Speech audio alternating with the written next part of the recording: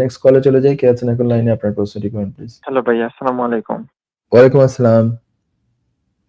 ভাইয়া আমার ছোট ভাই ছাত্রলীগ কইয়া অ্যাসাইলাম ক্লেম করছিল। তো জি। রিফিউজ হয়ে গেছে তার কেস আনফরচুনেটলি। এখন হে আপিল করছে। এখন আপিল অবস্থায় ভাইয়া হে কিতা চাইলে এলজিবিটি গ্রাউন্ড এড করতে পারবনি? না এটা বেশি কমপ্লিকেটেড হয়ে যাব?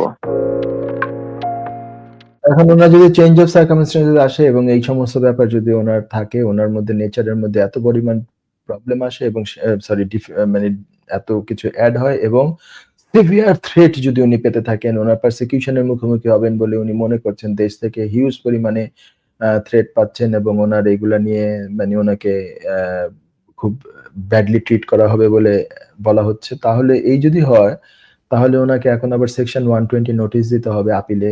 সেকশন 120 নোটিসে এই সমস্ত এভিডেন্স এবং এই সমস্ত যে উইটনেস স্টেটমেন্ট আবার সাপ্লিমেন্টারি দিতে হবে বা নতুন উইটনেস টোটাল উইটনেস স্টেটমেন্ট যদি এখনো দেওয়া না হয়ে থাকে, তাহলে সেভাবে দিতে হবে। সেকশন 120 নোটিস দিতে হবে কারণ তার গ্রাউন্ডস এখন চেঞ্জ হয়ে গেছে। আগে আমার বেসিস ছিল একটা পলিটিক্যাল ওপিনিয়ন, এখন হচ্ছে but member of a particular social group.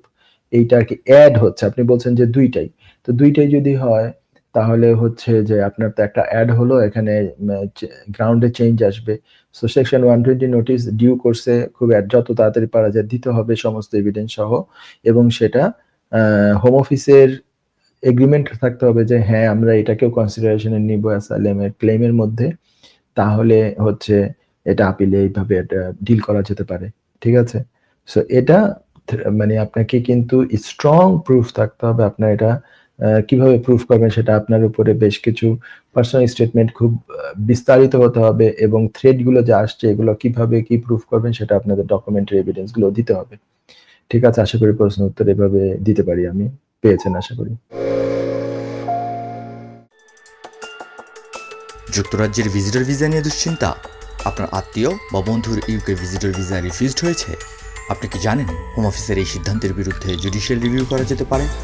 Wilden legal solicitors নিয়ে এলো ইউকে ভিজিটর ভিসা রিফিউজালের বিরুদ্ধে নো উইন নো ফি বেসিসে জুডিশিয়াল রিভিউ করার ব্যবস্থা। জি, ঠিকই শুনেছেন, নো উইন নো ফি। তার মানে আপনি আমাদের ফি শুধুমাত্র তখনই পে করবেন যখন আমরা আপনার জুডিশিয়াল রিভিউতে সফলতা এনে দিতে পারবো। আমাদের রয়েছে দীর্ঘদিনের অভিজ্ঞতা সম্পন্ন দক্ষ ইমিগ্রেশন সলিসিটার্স যারা সর্বোচ্চ গুরুত্ব সহকারে আপনার জুডিশিয়াল রিভিউ পরিচালনা করবে। বিস্তারিত তথ্যের জন্য যোগাযোগ করুন 0207 423 9977। Wilden Legal Solicitors, your trusted law firm.